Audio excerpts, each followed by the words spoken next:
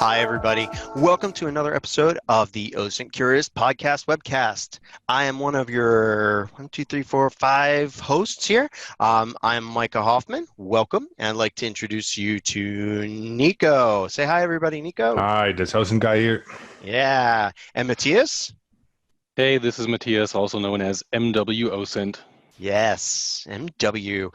And Nix. Say hi to the nice people. Hi, everyone. It's Nixintel. Thanks for listening or watching. Yeah.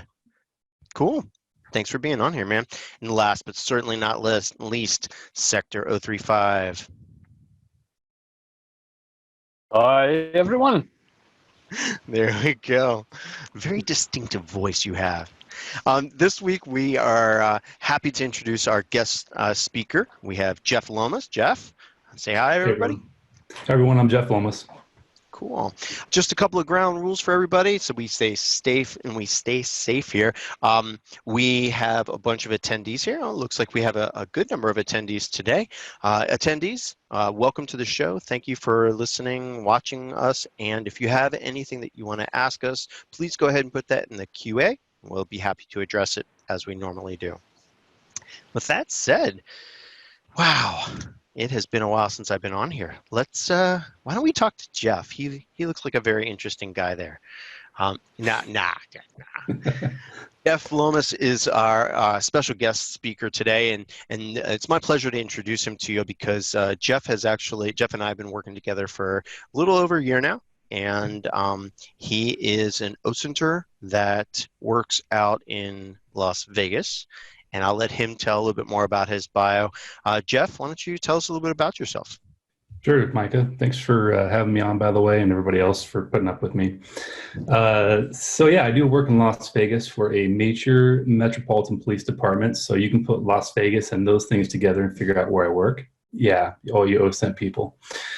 So one thing I say here, I'm not representing my employer, but I definitely have a lot of professional and personal experience in OSINT on the side of cyber investigations. My main training was in DIFR, so I have a lot of digital forensic training as far as cell phones, really heavy in cell phones, and then probably the last 2 years is a lot of network intrusion, business email compromise, those sorts of things, and it kind of naturally morphed into what I do now, which is OSINT-y, cyber type stuff. And I was always doing those things before, but it was a part-time thing. And now I've moved into more of a full-time role, and now I do forensics part-time. So with your background, you did more of the classic cyber stuff, right? Digital forensics and incident response, the DFR, dumping phones for suspects and other things like that. And then were you using OSINT to like enhance, augment that data, or right? So, and exactly, Micah. That's kind of where it started. So, essentially, you go into this and you don't really know much, and you start getting these phones, and you look at this data, and you go, "Well, that's interesting." And then you want to take it a step further, and you may Google something or something along those lines. And then sometimes you get to the point where Googling is not enough, and you have to do some serious OSINT.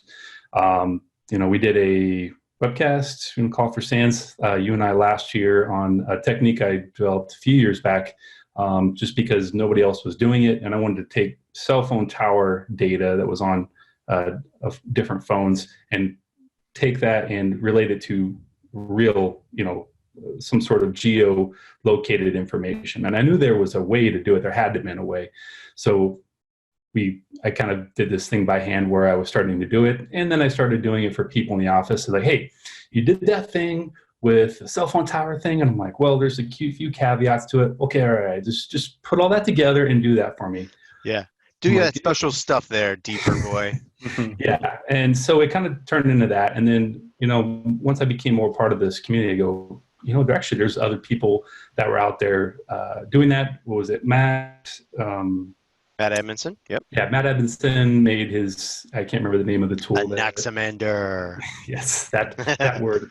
It took me years to be able to say that. Yeah, right. So then you start to figure out, hey, well, other people had the same problem and they solved it in different ways. And that's really how it started. And I've always been that guy that they said, hey, you can do this, or I need this help. And then, I was always the one to try to think outside the box a little bit and maybe push myself a little bit further. And so that's kind of how I got here, just organically morphed into this. All right.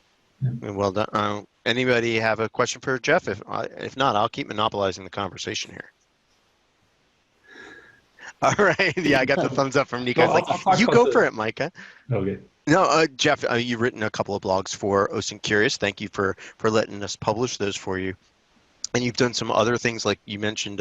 You just did your own SANS webcast within OSINT. What is something that you like doing? You know, like it, not your passion necessarily, but you're like, this is so cool when you get to do it. You know, I really like relating online profiles and then running back things and creating visualizations out of things. So I think Loren Bodo just did one for you guys, a quick 10-minute tip on how to do that. And I do many things like that. So you'll tend to take a username or something obscure, or some data that you found from a data breach or something along those lines. Hang on one second. I got to interrupt you. Nix, can you stop touching your face? You know, that whole coronavirus thing, they tell you not to do that. It's driving me nuts, man. Don't touch the face. All right, back to you, Jeff. Micah, look at me, Micah. Yeah, that's right. I'm sorry. He's so distracting. He's like rubbing his face. I'm like, no. All right, sorry. Good times. Back to you, Jeff. I'm sorry. So we'll take, you just rubbed your face, Micah. Come on. I know. Coronavirus. All right. So I like taking those things and relating them, making relationships where they weren't there before. And then in my situation, I get to take those things that I've done and those relationships that I've made, and I find real people and then go and arrest them in real life. And it's like that, we make this, we're basically making these relationships that are really out of nothing. It seems like nothing. So it's really hard to present some of these things to a jury, because you have to remember the jury is people that are not into, digital forensics or anything we think is basic in OSINT is super advanced for these people. And you have to take these things one step at a time. This is not their jobs, and it's kind of our job to be able to explain this to them. So when I get to breaking it down is very important. Breaking it down to easily manageable parts and being able to explain it's an important part of your job. Yes, especially when it comes time for trial and things of those natures. Yeah. So. Now, the visualization that you're doing, and Nix, MW, Sector, Nico, feel free to jump in here, but I'm just going to keep talking. Jeff, the visualizations that you're doing are not necessarily in Maltego. You're using different app for that, right? I mean, what apps do you usually visualize stuff in? Yeah, so I'll use Xmind. Is a fairly popular one. I do like yes. But I do like Maltego. So I have an analyst that works in our office, and what I'll have him do is he's more like the spreadsheet guy.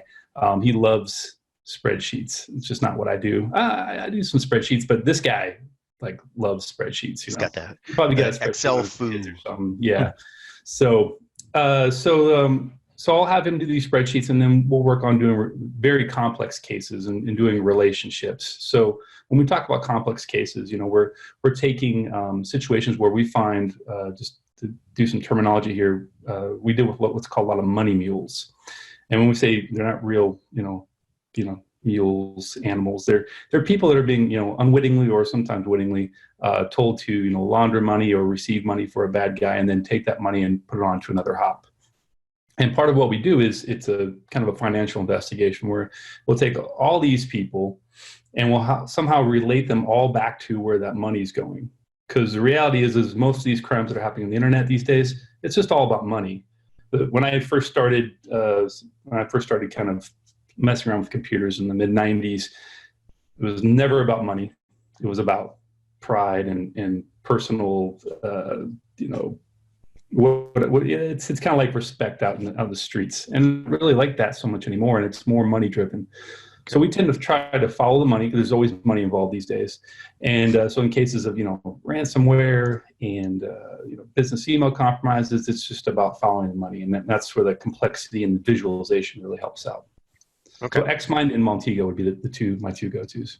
So can I ask you a question about Xmind, because I have a man crush on Xmind. So Xminds are mind maps. For those of you that don't know, Xmind is one of the makers of a software that will allow you to make mind maps. Go ahead, Nico.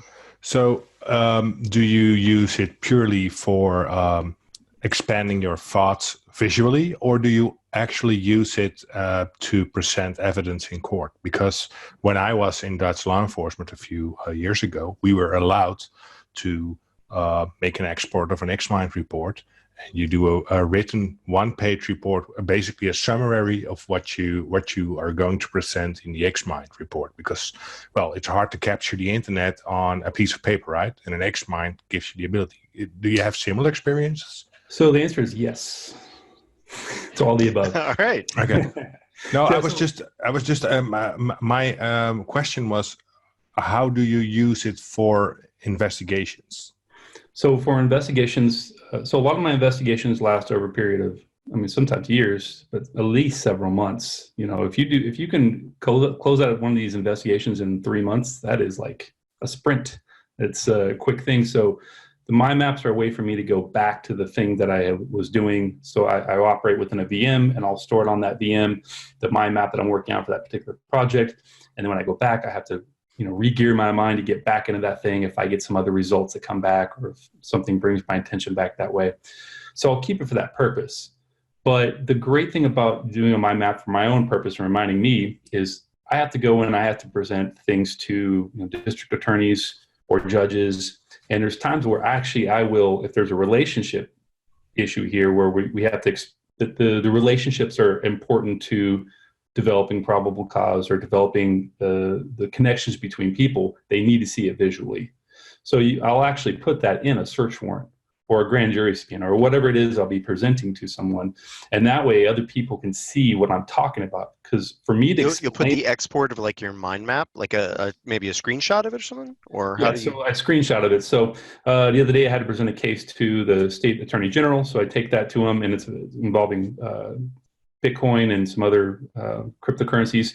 And so he does not know about cryptocurrency. He has an idea, better than most, but explaining to him why these things matter and how these things are connected won't work unless I'm able to show the point of the money from point A to point B. And so if it's a bank account, I can tell you, hey, it went from this bank account to this bank account. But if it's cryptocurrency and we're talking, you know, doing different money schemes with cryptocurrency, you need to see it visually. And that's how I'll typically, sometimes I'll create a small, like a PowerPoint. And then a couple of those slides will have the relationships on them. And then I'm not really creating any special Xmind or mind maps for it. I'm just taking my own mind maps. Maybe I'll take a few things out they don't need to see, and then I'll explain, and I'll present that for them so they can have something to go off of.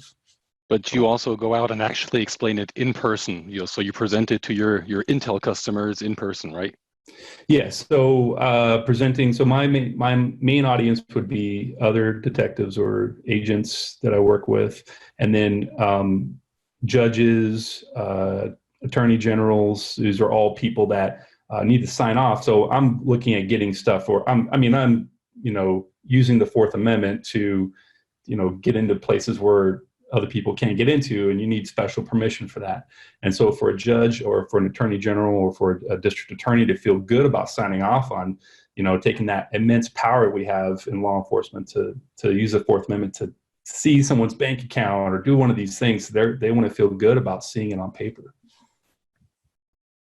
I just have a kind of follow-on question from that. You've mentioned about presenting your evidence, but in the digital forensics OSINT world, you have to have that whole audit trail, I guess, so you can show to a court or to a defense lawyer, like not only what your evidence is, but how you got it as well. How do you manage the sort of the audit trail of what you've done? Like, how do you hash stuff and keep your records and things like that? So I'm in a special position because it's what I did for 4 years solid, was just forensics. And so let's say I get a return back from a bank or something along those lines. I'll get, you know, a bunch of information. We keep in forensics, we call a golden copy. And the golden copy is nothing more than something that I have hashed and I have not copied. I haven't opened the files. I haven't done anything with them. And then I'll take the copies and then I'll just work off of those. But you know, the audit trail in cyber investigations or OSINT is a lot different than the, are you going to be okay, Micah? Okay. All right. He's alive still. Micah's dying back there. We're not reaching the end of this webcast. I'm fine. So the audit trail in cyber investigations is very different than digital forensics because there's a lot of gray areas. So there's no laws or anything, and at least in where I operate, it says you have to record every single thing that you do. But it's in my best interest to record a lot of things of what I do because I don't have a great memory because I'm juggling, a couple dozen cases at once. And I could work on one case for a day and then I've done everything I need to do on it, and I will shelf it until some things come back or I do some monitoring, and I won't come back to it for 2 months.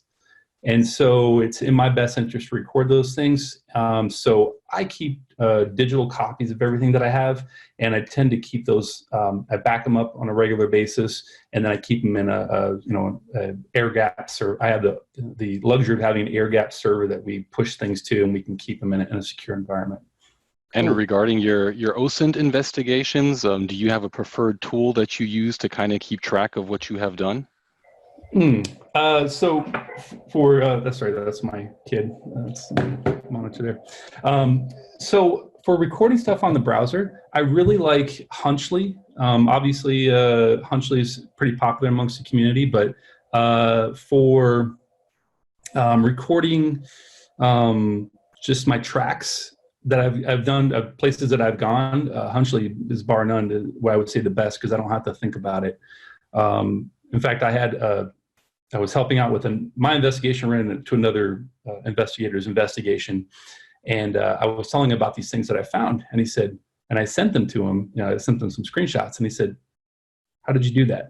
Because it was from like 3 weeks ago, and I said, "Oh yeah, I used Hunchly. It's a thing that records web browser." And you're like, "Oh, I need to check into that thing." And this guy is doing, what I assume is doing cyber investigations all the time, and it's just not widely thought of something to use, but just the basics of using Hunchly and then being able to go back and index the things that I search for, and all kinds of different things that Hunchly kind of automates for us in the background, and we can quickly search throughout.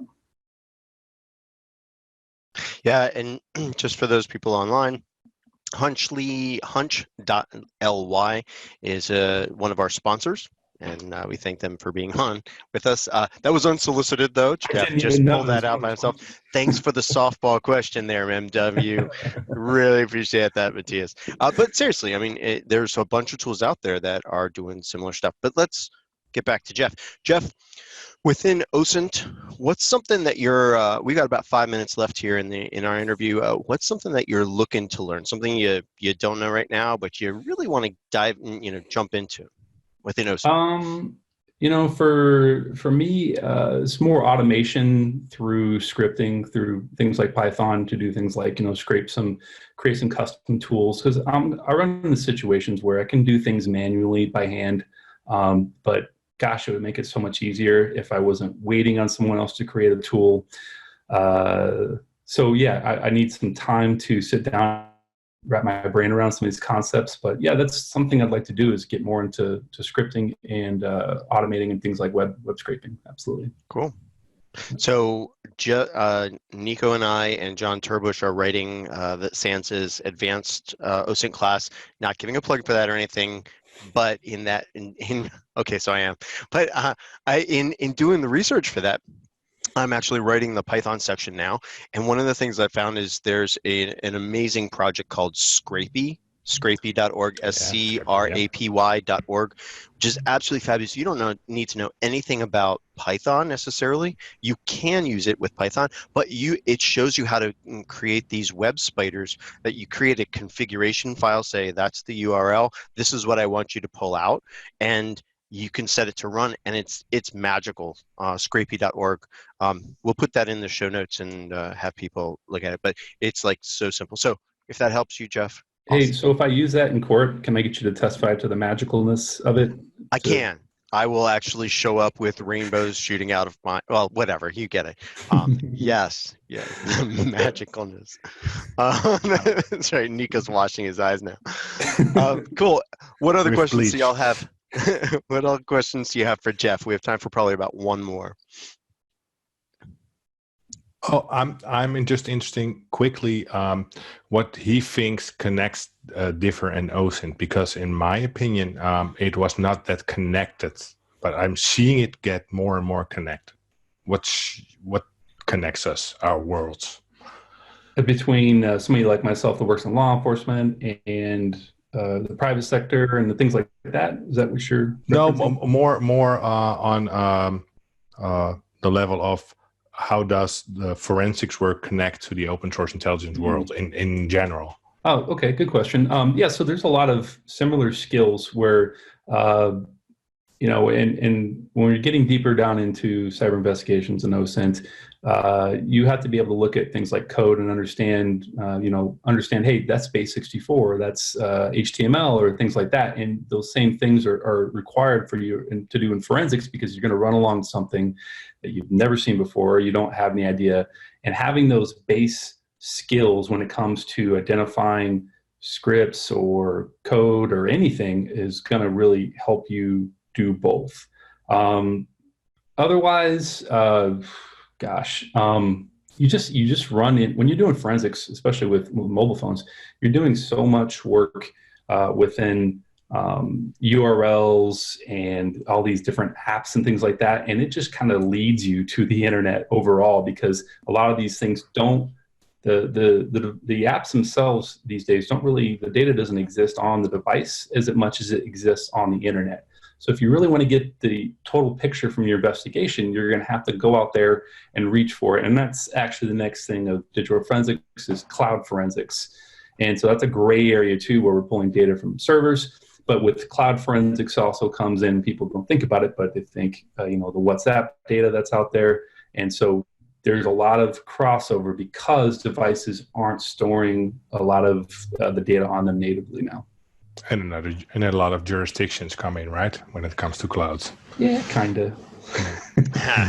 Depends which state or country you're in, I guess. Yeah. It gets complicated. All right. Well, Jeff, I'm going to say that's probably all the time that we have right now. I really appreciate you coming on and stuff, and I'd like to invite you to stick around. We're going to go through some news. We'd love to get your insights and opinions on what we're sharing, so feel free to stick around, and thanks for being on. Thanks for having me. Absolutely.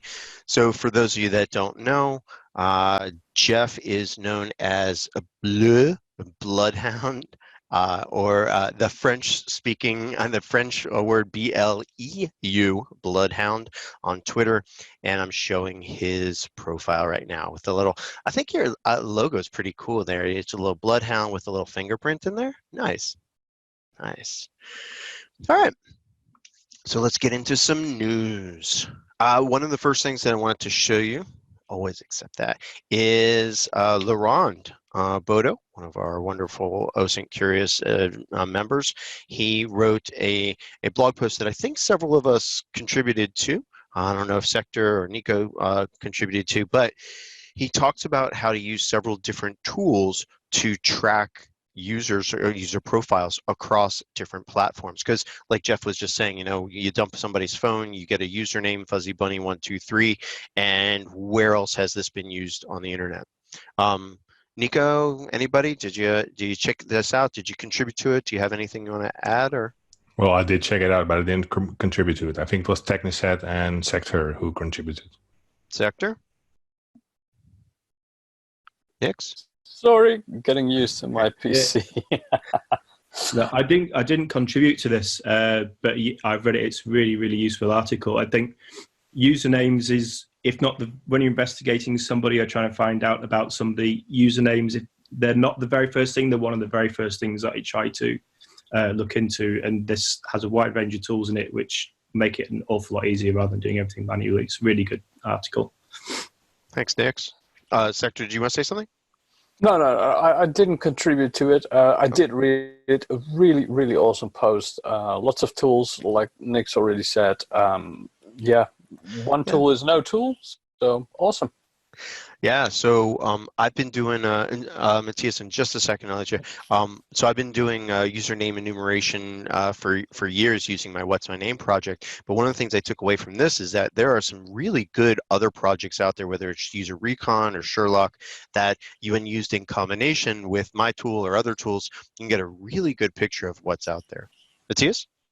I think this is also kind of the future of OSINT, because if you look at the way that the young kids nowadays all communicate and which social media they use, they're not on there with their real names. So if they're like on Instagram or Snapchat or TikTok, you'll find them with a pseudonym or a username. And so that's something that we all have to get into a lot more, just trying to find people based off usernames and not real names in the future. Yeah. Definitely. Usernames are important, and collecting all of the usernames about our targets. You know, most of the I had a law enforcement officer in my class, and I tell this question, I tell this to the people that take my classes. He said, you know, there's that Instagram account that some kid has that their parents are, you know, friends on and that they're connected to, and then they have one or more other accounts where the kids are doing other things, and finding all of those accounts across all the different platforms with all those different usernames and variations, that can be very cumbersome. So these tools are definitely help out. All right, Nico, you liked this wonderful tweet from Carl Swanee on Twitter, where he shows I think it's a he, the user shows essentially a geolocated, geofenced area of the RSA conference in San Francisco, and they use EchoSec. What did you like about this? Well, I found it particularly interesting that there was this huge of an amount of geotagged messages at an info security conference, and especially when you look at this picture, for those who are listening, you'll have probably 5 to 10% of social media coming from Twitter, Flickr, YouTube, or whatever, and you have 90% coming from vk.com, which I was like, whoa, I didn't expect that amount to come from vk.com from an RSA conference. So it was more for me interesting to look into more manually and get a better understanding of it. My conclusion was that also people from Russia and Ukraine tend to like RSA and attend it and are not that aware of how they communicate with geotagging. Or it's a whole bunch of people like you and me with sock puppets on their phones, and we're like, yeah, I'll check in over here at RSA to my VK account. That'll make it look really good. Well, I mean, that could happen, right? It could happen, but I looked into these one, and I like to think that I'm highly confident that at least 75 to 80% were real accounts. Nice. So interesting. Well, and it's interesting to see all the geotagging that's happening in the app. It's almost like, you know, the app might have geotag on by default in some cases to have this many. And now there were a bunch of different profiles here too, right? It's not just one person that's doing all this. No. Interesting stuff. So, yeah. Cool. All right. SynapseInt. This is a OSINT tool. Nico, you want to talk? Well, yeah, I stumbled upon it. And, first off, disclaimer, I do not know who owns it, so I do not know what they track. But what they do, they do a good job. If you put in a domain name, they will grab a summary of the domain name, the IP addresses, but also subdomains, same IP connected domains, location, who is information, other technology used, but also if the domain which you look up is named in a certain paste from Pastebin, it will show those pastes if they're still up, if there are social media accounts connected to it. So for me, this was, it could come in handy. It was just another tool to fill my toolbox in, and it gave me a good understanding about certain domains. I tested it out with a few domains, also the OSINT Curious domain, and I like the look and feel of SynapseInt. Neat. Yeah, there's a bunch of other tools that do this same type of thing, but it's a very nice, crisp interface. Yeah. And nice. All right, motoring through here. And everybody else, feel free to pipe up if you got anything. Viz Desktop. This is something that I think Justin Seitz was talking about, right? The alephdata.org site, and how this VIS desktop is helpful for doing that mapping or that relationship mapping within different cases. Well, the thing is, they released the desktop version, and I thoroughly tested it last week. And what I like about this is that this is just a new version of visualization. The one thing that I do not like that much is that you cannot bulk import or export yet, but it's great for graphing. If you want to get a quick understanding about your data points and to check it out, that's a good thing.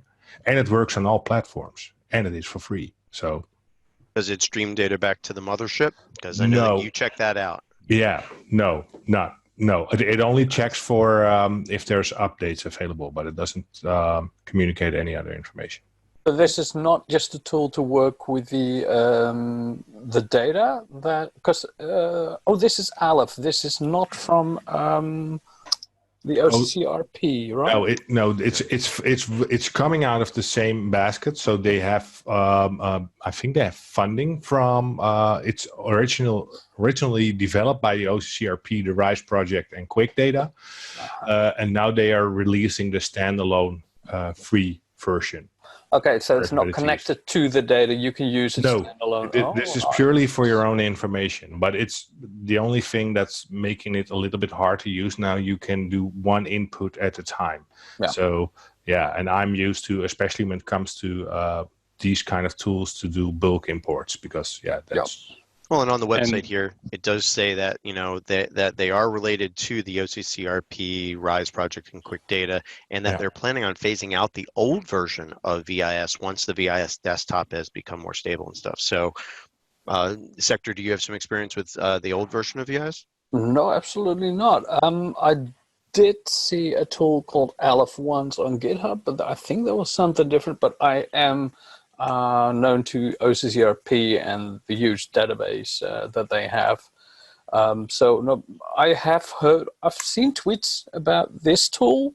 I think it was 1.5, 2 weeks ago, and I was going to play with it, but I just didn't have the time. So thanks, Nico. Cool.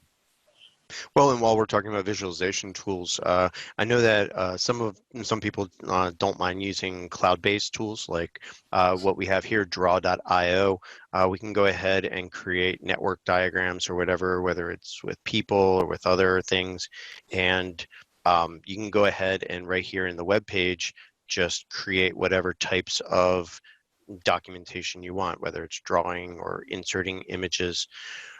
This is stored, am I right? It's not stored in local storage on my system. It could be if you download the desktop app. So that's pretty cool. All the features you have in the online version, you also have in the offline version. And I use this quite often because it gives me like the Analyst Notebook i2 feeling. If you come out of the government Intel area, you're kind of used to that.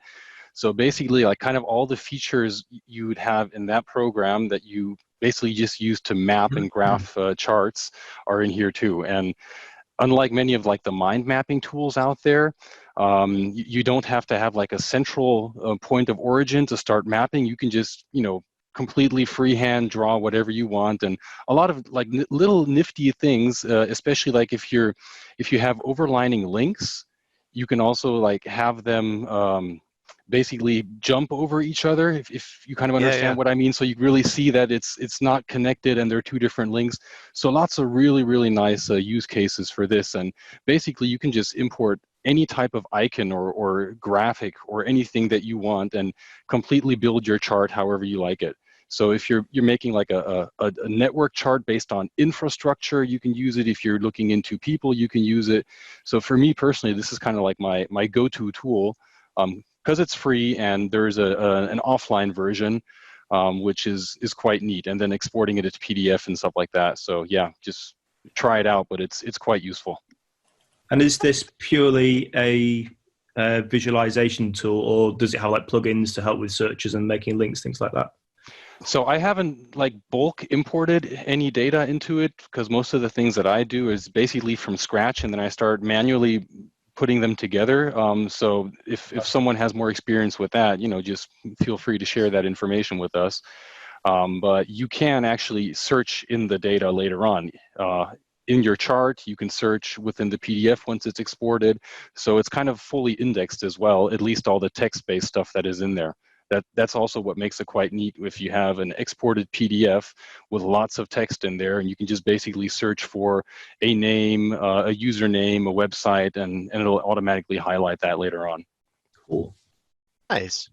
Thanks, Matthias. I love it when we have hands-on skills with these tools. Brings that information to life. John Turbush, I saw tweeted this out, and I think I saw some other people going ahead and retweeting it or discovering it themselves. This is an article by the United States Department of Justice talking about legal considerations when gathering online CTI or cyber threat intelligence data and purchasing data from illicit sources.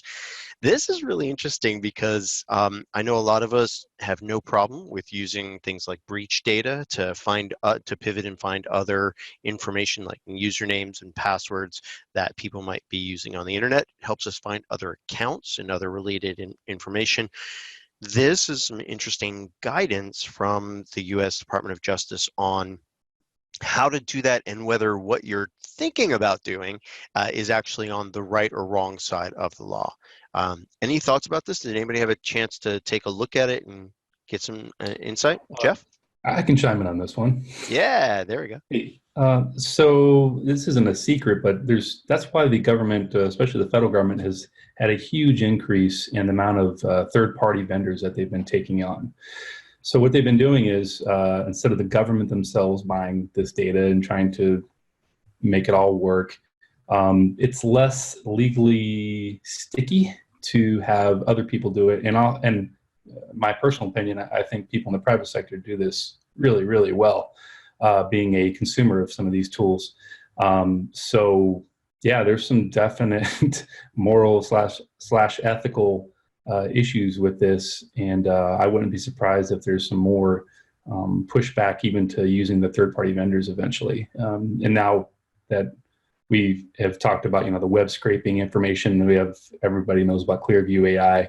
Yeah. That's a great example of the government using a third-party company. Well, one of the things that they talk about here is what's definitely on the right and the wrong side of the law, but also they dive into about, for that, at least the United States, the people that have to abide by the U.S. laws, they dive into things that you can do that might be a little bit more suspicious, like using breach data in our work to find other accounts is different than using breach data to go ahead and log into somebody's account. Yeah. There's obvious differences, right?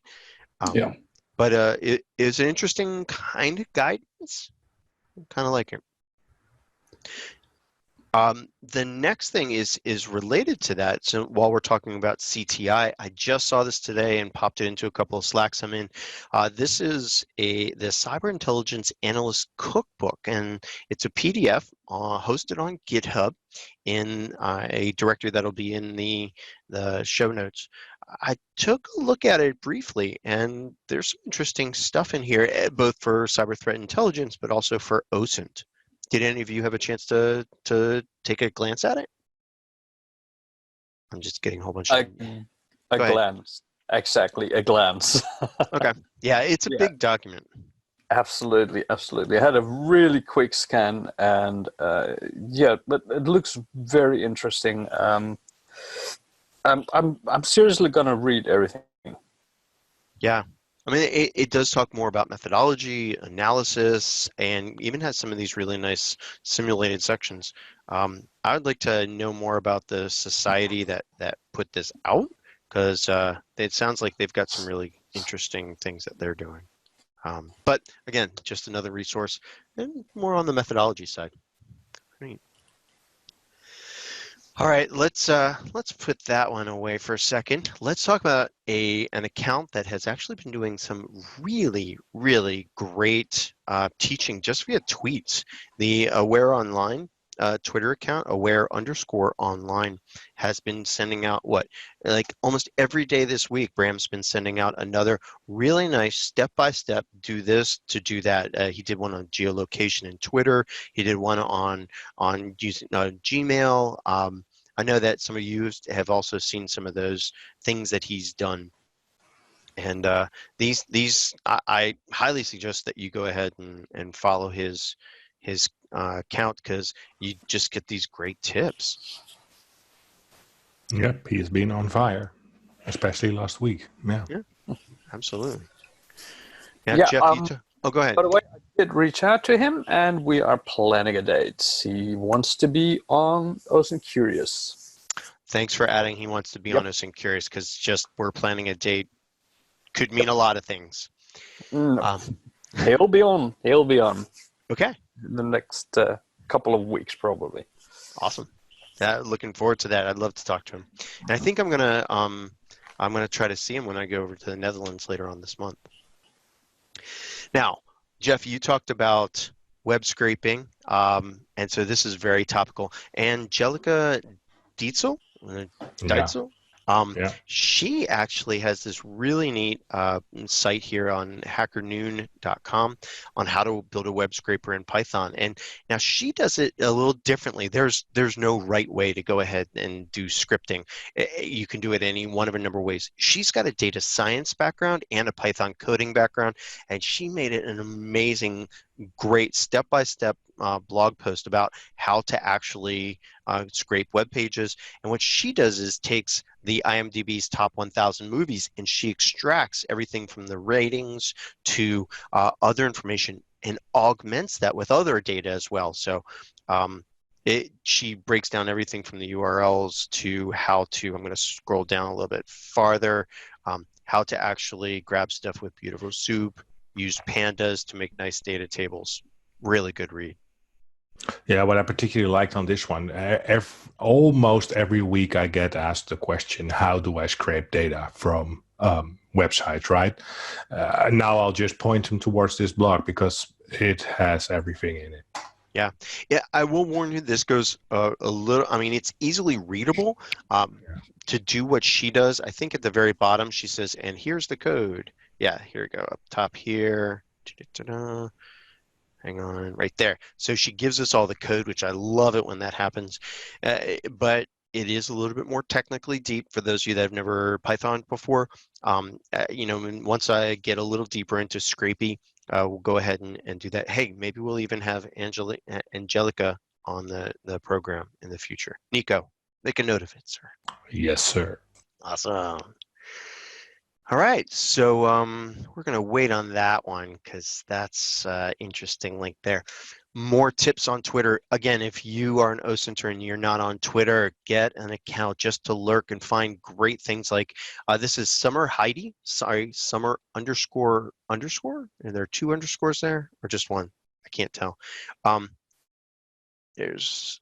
I think it's two underscores. Yeah, Summer ___ Heidi. She tweeted out on March 1st a thread that has a bunch of resources and tools used for TikTok OSINT. I thought it was really neat, just the way that she put it together and the way that she showed some of the different resources that are out there, everything from people's talks to tools and other stuff. She linked it in one nice place. So if you're looking to build standard operating procedures on how do I do OSINT in TikTok, you could scrape stuff from that feed, try things out, and you have your own methodology right there. It's really nice and easy. I love TikTok. I guess this is shameless self-promotion, but we'll do it now. A bunch of us at OSINT Curious are doing a one-day OSINT training at WorkshopCon. It's the day before the Layer 8 conference in New England. And for $400 right now, you get a full day's training. And I think it's going to be Ginsberg, myself, Kirby, and Technazet. And I think Ray's going to come too, Wondersmith Ray. And we're going to teach you just how to do a whole bunch of OSINT things. So check that out as well. That's on Eventbrite, and we will get that link out. Now, there's two other links here that I want to go into, but we're going to make this a little bit more interactive. Instead of me talking about it, I'm going to let the experts talk. This is the CTF for Cyber SOC in Wales. Nix, you want to tell about it? And then I'm going to stop sharing my screen and let you share. Sure. I came across this a couple of weeks ago. It's a really great tool, and I think people who have been involved in the pen testing, hacking, cybersecurity world are probably quite familiar with CTF challenges. But in the OSINT world, I found there haven't really been so many of these. But this came out last month. It's made by some students from Cardiff University in Wales. And it's basically a 40-point challenge, by 40 question challenge. And it's really, really great for practicing your OSINT skills on, because they've gone to the effort of creating a lot of sock puppets, a lot of fake documents, that kind of thing. And it's all kind of scenario based. So there's 40 different questions, and the scenario is you're kind of some sort of cyber detective, and each question tests a different cyber skill. And I have to say, they're really, really good, like really quite realistic. So I mean, I won't do any spoilers. I had to go at the quiz. Can you click on one? Yeah, sure. Let's pick one at random.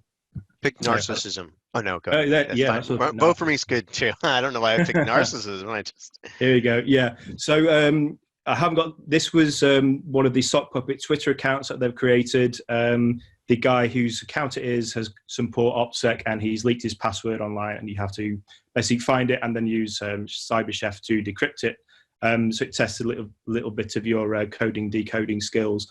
But yeah, there are challenges on everything, and some of them are really hard, I have to say. But it's testing your knowledge of Twitter and social media. There's some EXIF data in there. There's some geolocation. There's public transport, airplanes.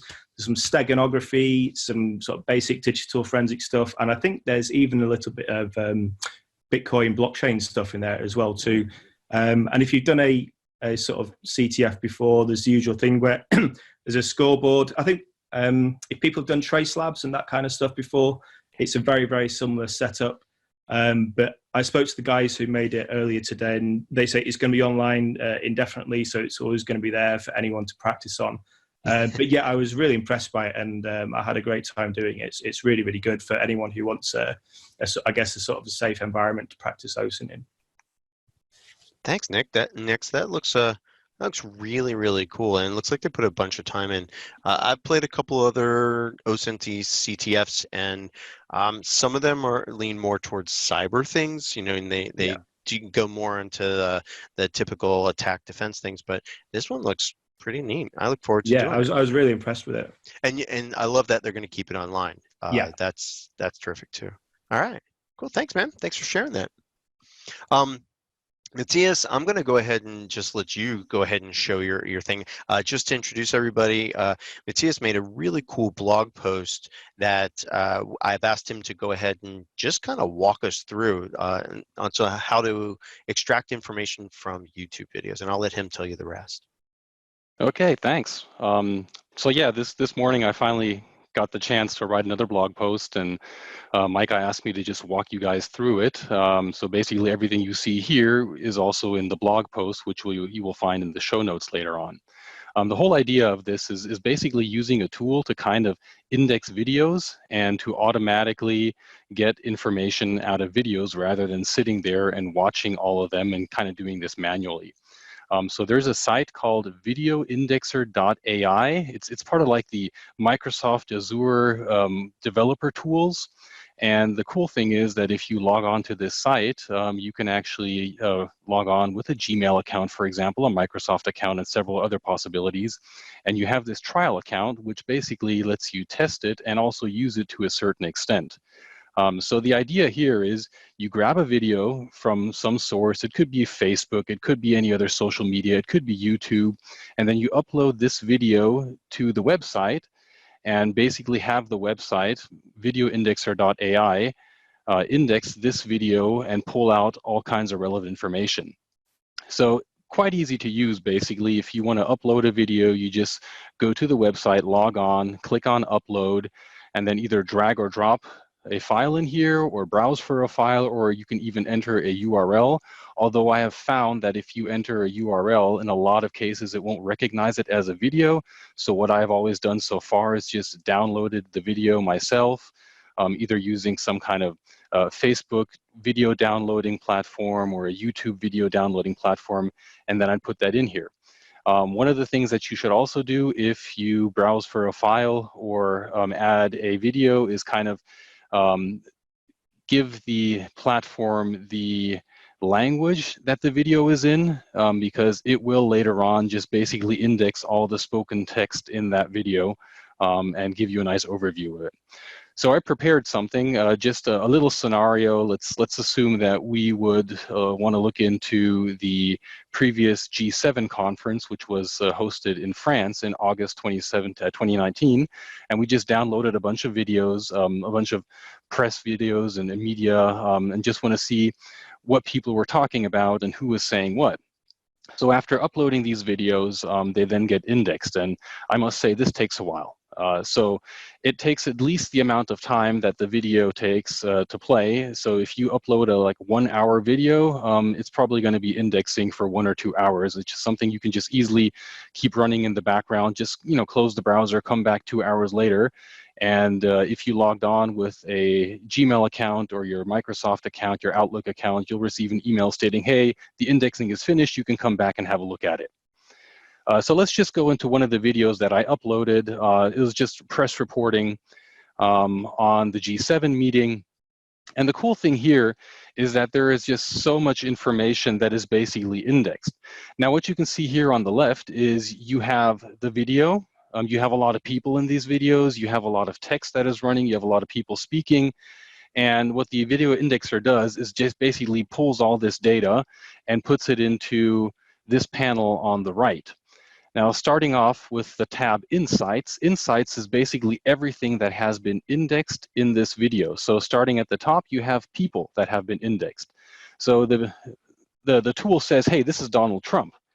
And this is the President of the United States, and here you can see his biography, and then it links you to Bing. Of course, it's a Microsoft tool, so it will link you to Bing if you want to find out more about this person. And down here, it says, hey, this is where Donald Trump shows up in the video. So the highlighted parts here, the highlighted sections, the black ones, you can just click on here, and then it'll jump there, and you'll see, oh yeah, that's Trump. So this is quite cool. And it also works with facial recognition. Of course, everyone knows who Trump is. But for example, I did not know who this lady was. I had no idea. It's apparently the US ambassador to France. So the facial recognition worked quite well here and actually pulled her and the parts where she was visible in the video and said, this is Jamie McCourt. And also other interesting examples, like the actual reporter here, apparently a Dutch reporter, he was found as well. He was recognized, and every time he speaks in this video, it is highlighted. So when it comes to, let's say, celebrities and VIPs, of course, facial recognition would help here.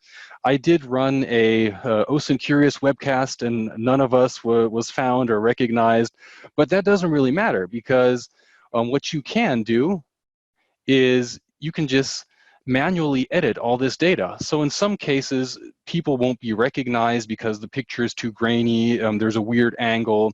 So let's say this one. I can see this is my Chancellor, Angela Merkel. So what I could do here is I can just edit this and say, hey, I know who this is. This is Angela Merkel. Okay. Hey, and then, do you have, I'm sorry for interrupting, but I saw that you had uploaded other videos. Can you show us what it looks like in the other videos that you uploaded, what it looks like when nobody is recognized? Well, we'll get to that when I'm finished. I'm Okay. going to show the easy, no, it's okay, the easy examples, how it works really well. Okay. And later on, I'll show you the examples where it doesn't work that well, because you have to keep in mind that this is just a machine that is doing all this analysis. And in some cases, the human factor might work out better. Okay. So what I did now is I renamed that one section and said, this is not an unknown person, this is Angela Merkel, and it automatically merged that section in the video with Angela Merkel, who has been found with facial recognition. So if the names are the same, then it merges these entities, or these people, basically. So you do have to do some post-editing and post-processing, but it works quite well. Then moving on in these insights and these things that have basically been pulled out, it kind of tries to figure out the topics. What were the people speaking about? What was the video about in that moment? And again, there are a lot of flaws in here. We'll see that with the other example later on. But here you can see it's about foreign policy. It's about diplomacy and diplomats. They're talking about Iran and Mahmoud Ahmadinejad. So pretty nice to kind of use this information later on, especially since you can query everything. And I'll get to that in a second. Other things like it labels the pictures, basically. So depending on what the machine thinks it sees, it will give you a label similar to what like Facebook does when you upload a picture. Facebook will also tag pictures in the background saying, hey, this is a tree and a car and a person. So this does the same thing. So you can see here outdoor. These are like the outdoor sections. As you can see, the guy is standing outside. Or if there is, I think I had a tree here, there's a tree in the background. We can just click on this section. And then we'll see, yeah, there's a fauna, flora and fauna you can see in the background, just some trees. So actually quite neat. And it also goes ahead and recognizes certain entities. This could be individuals, countries, companies, and things like that, which also make it quite easy to actually query later on. It also supposedly does a tracking of the sentiments, but I think the way this works is based on the wording that is used. So if someone uses a lot of positive words, then it'll say, hey, this is probably something positive. But then again, you probably have to look into it and listen to it because people tend to use words in a different context. So I wouldn't really rely on this. The coolest thing here is next to the facial recognition and also the tagging, basically, of these individual scenes, you have another tag up here, which is the timeline. And this is basically a transcription of everything that was said in this video. So basically, we could just read this and also query this later on. And I found that it works quite well when you're looking into news reporting, for example. People tend to speak more clear in news reporting and slower in news reporting, and that works quite well. But every once in a while, of course, you will have problems. So let me just zoom in here so you can see this a bit better. Right here, you see it says something, but it seems that my Chrome, well, the guy didn't say my Chrome in the video. He actually meant Macron, the French president. So you can just easily edit this.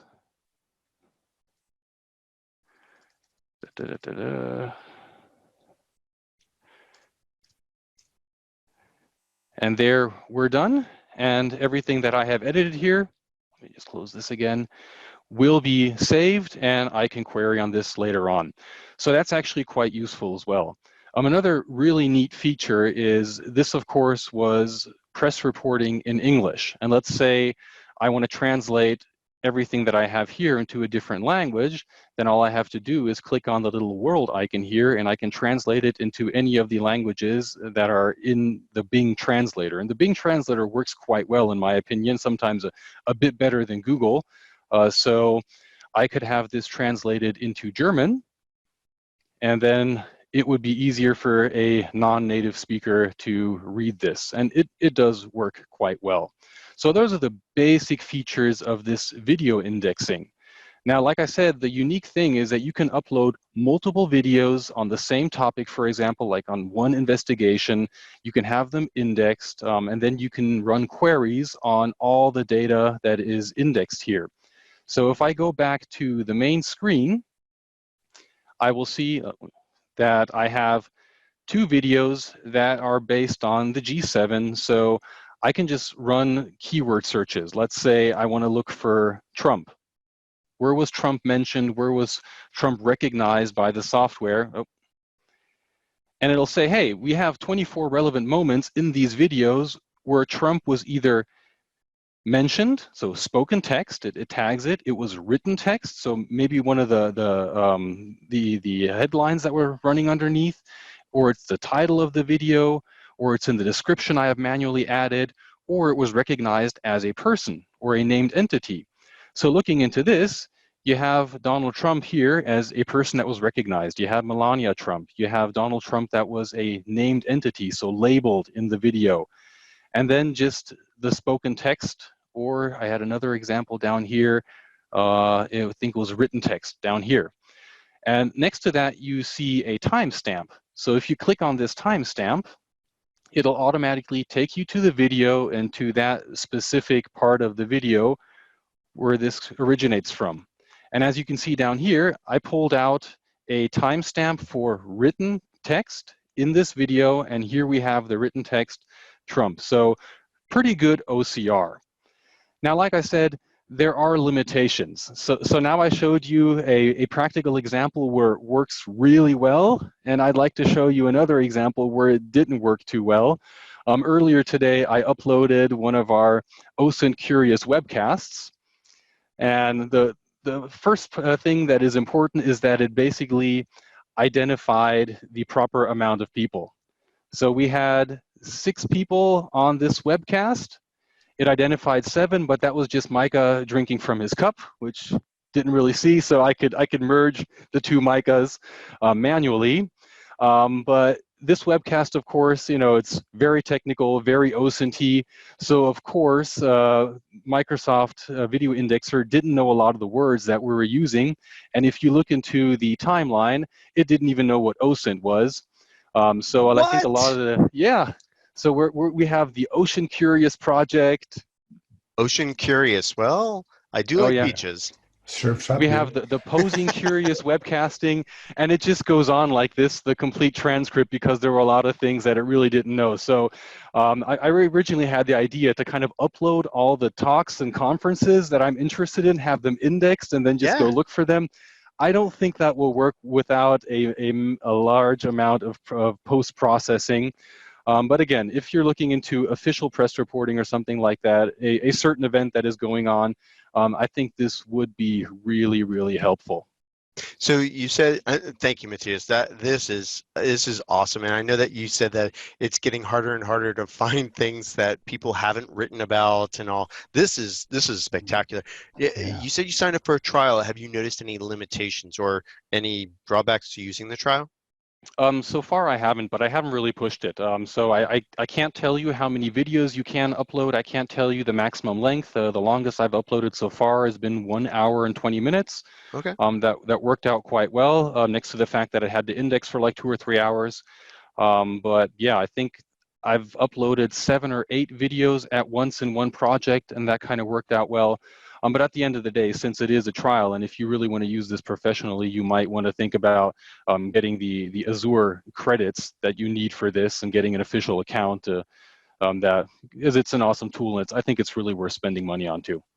Yeah, and I took a look at the pricing, and I mean it's typical of cloud-based services. It's a certain number of U.S. cents per hour or per minute of processing time and all. It's not unreasonable, but this is awesome. Thank you, buddy. Yeah, you're welcome. I just have a quick question on that. You noticed when it didn't recognize some words like it said Ocean Curious, OSINT Curious. Do you have the ability to sort of correct it and teach it yourself, like I guess with like a dictionary or something like that? So I haven't tried that out yet, because a lot of the stuff that I've used in the past was transcribed properly, and there were just some minor changes to be made with names. It apparently is, kind of an AI-based tool. So I hope that would work, but that would be something that I'd also have to look into, if it's basically self-learning based upon what you edit. Cool. Yeah, very cool. I've got things to play with for the rest of the day. Thank you, Matthias. This is awesome. Well, and what I like about it is that it does really advance things that are quite complicated, but the interface, the user interface, is super simple, right? It's a web page that you can access for free. So thanks, Matthias.